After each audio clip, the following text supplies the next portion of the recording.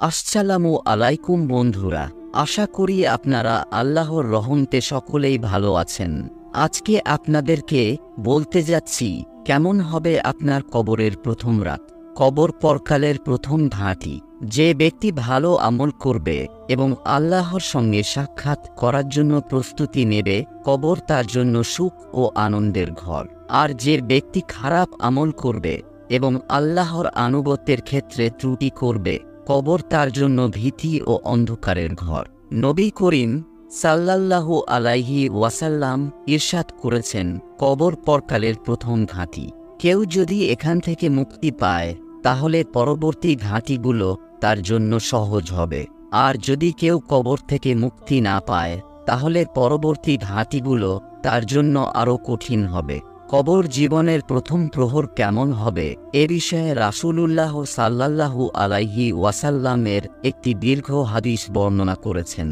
সাহাবী বারা ইবনে আজেব রাদিয়াল্লাহু তাআলা আনহু তিনি বলেন, আমরা রাসূলুল্লাহ সাল্লাল্লাহু আলাইহি ওয়াসাল্লাম এর সঙ্গে আনসার গোত্রের এক ব্যক্তির জানাজায় শরীক হওয়ার জন্য রওনা হয়ে কবরের কাছে গেলাম, কিন্তু তখনও কবর খনন শেষ হয়নি।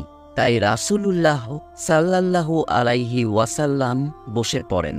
আমরাও তাঁর চারদিকে নীরবে তাঁকে ঘিরে বসে পড়লাম, যেন আমাদের মাথার ওপর পাখি বসে আছে। তখন তাঁর হাতে ছিল একখানা লাঠি, তা দিয়ে তিনি মাটিতে আঁচড় কাটছিলেন। অতঃপর তিনি মাথা তুলে 2 বা 3 বার বলেন, তোমরা আল্লাহর কাছে কবরের আযাব থেকে আশ্রয় চাও।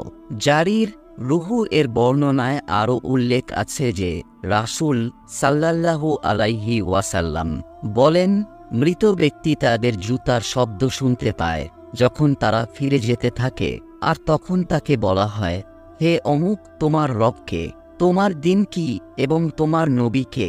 বর্ণনাকারী হান্নাদ রুহু এসেছে রাসূল সাল্লাল্লাহু আলাইহি ওয়াসাল্লাম বলেছেন, অতঃপর তার কাছে 2 জন ফেরেশতা এসে তাকে বসিয়ে উভয়ে প্রশ্ন করে, তোমার রবকে?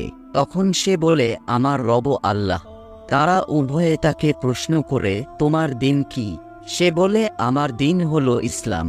তারা প্রশ্ন করে, এ লোকটি তোমাদের মধ্যে প্রেরিত হয়েছিলেন, তিনি কে?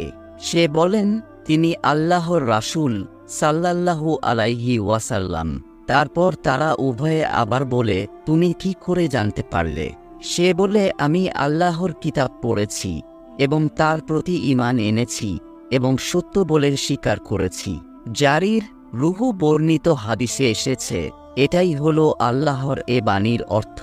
যারা এ শাশ্বত বাণীতে ঈমান এনেছে তাদের দুনিয়া ও আখিরাতে আল্লাহ সুপ্রতিষ্ঠিত রাখবেন। এরপর বর্ণনাকারী জারির ও হান্নাদ উভয়ে একইভাবে বর্ণনা করেন।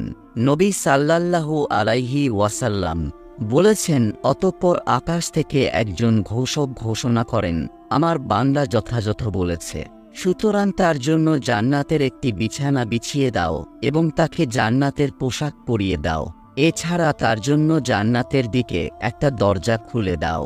তিনি সাল্লাল্লাহু আলাইহি ওয়াসাল্লাম বলেন, সুতরাং তার দিকে জান্নাতে স্নিগ্ধকর হাওয়া ও তার সুগন্ধি বইতে থাকে। তিনি আরও বলেন, ওই দরজা তার দৃষ্টিসীমা পর্যন্ত প্রশস্ত করা হয়। অতঃপর নবী সাল্লাল্লাহু আলাইহি ওয়াসাল্লাম কাফিরদের মৃত্যু প্রসঙ্গে বলেন, তার রূহকে তার শরীরে ফিরিয়ে আনা হয় এবং 2 জন ফেরেশতা এসে তাকে বসিয়ে প্রশ্ন করে, তোমার রবকে? সে উত্তর দেয়, হায়, আমি কিছুই জানি না। তারপর তারা প্রশ্ন করেন, তোমার দিন কি? সে বলে, হায়, আমি কিছুই জানি না। তারা প্রশ্ন করে, এ লোকটি তোমাদের মধ্যে প্রেরিত হয়েছিলেন, তিনি কে? সে বলে, হায়, আমি তো জানি না। তখন আকাশের দিক থেকে একজন ঘোষণাকারী ঘোষণা করেন, সে মিথ্যা বলেছে। সুতরাং তার জন্য জাহান্নামের একটি বিছানা এনে বিছিয়ে দাও এবং তাকে জাহান্নামের পোশাক পরিয়ে দাও, আর তার জন্য জাহান্নামের দিকে একটা দরজা খুলে দাও। তিনি বলেন, অতঃপর তার দিকে জাহান্নামের উত্তপ্ত বাতাস আসতে থাকে। এছাড়া তার জন্য তার কবরকে সংকীর্ণ করে দেওয়া হয়, ফলে তার একদিকের পাঁজর অপর দিকের পাঁজরের মধ্যে ঢুকে যায়। বর্ণনাকারী জারির বর্ণিত হাদিসে আছে, তিনি সাল্লাল্লাহু আলাইহি ওয়াসাল্লাম বলেন, অতঃপর তার জন্য এক অন্ধ ও বধির ফেরেশতাকে নিযুক্ত করা হয়, যার সঙ্গে একটি লোহার হাতুড়ি থাকবে। যদি এ দ্বারা পাহাড়কে আঘাত করা হয় তাহলে তা ধুলায় পরিণত হয়ে যাবে।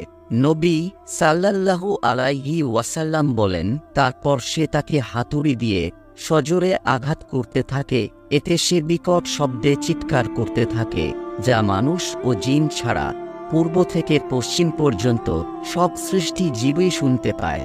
আঘাতের ফলে সে মাটিতে মিশে যায়। তিনি বলেন, অতঃপর শাস্তি অব্যাহত রাখার জন্য পুনরায় তাতে রূহ ফেরত দেওয়া হয়। এজন্য দিনী ভাই ও বোনেরা, আপনাদেরকে বলবো, মৃত্যুর আগে কবরের সামান নিয়ে যেতে পারি, কারণ কবর ঈমান ও আমল দেখবে, টাকা পয়সা ধন সম্পদ দেখবে না। ভিডিওটি যদি আপনাদের ভালো লাগে তাহলে চ্যানেলটি সাবস্ক্রাইব করুন। ধন্যবাদ।